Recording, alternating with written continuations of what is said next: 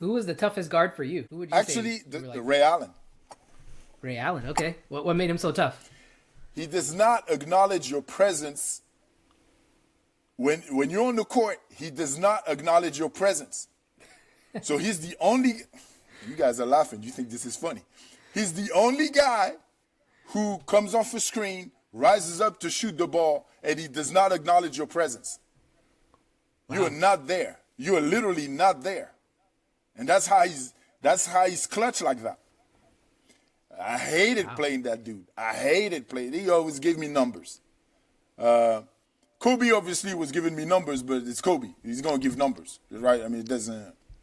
Whatever. To everybody. Yeah, it's everybody's gonna pay. Didn't matter. You're gonna pay.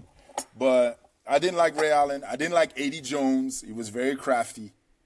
I hated Reggie Miller. This dude flopping all over the place, pushes you, falls down. He pushes you, he falls down. You don't pay attention. He's kicking out at you. Yeah, he's kicking you, he falls down. I'm like, bro, stop, dude. I gotta do what I gotta do. I gotta do what I gotta do. I like, dude, I got 3 fouls in like 8 minutes in the first, bro. What are you doing? Stop, man. Play the game. Just play the game. But it was fun. I mean, it's fun because it's when it works, like when you go out and you know you did your job, there's no glory in it. Only a few people recognize that somebody's doing that job.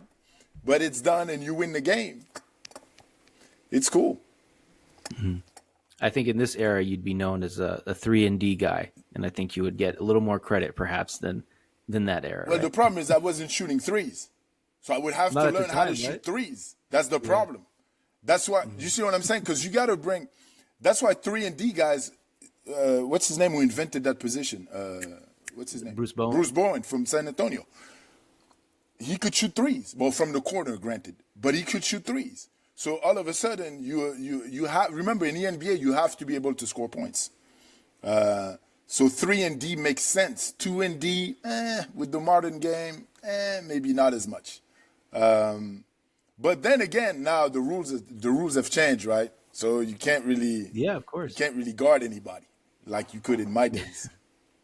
It's a very different. Off, right? Yeah, it looks like a different sport almost, even just from 20 years ago with the evolution of the 3 and all that.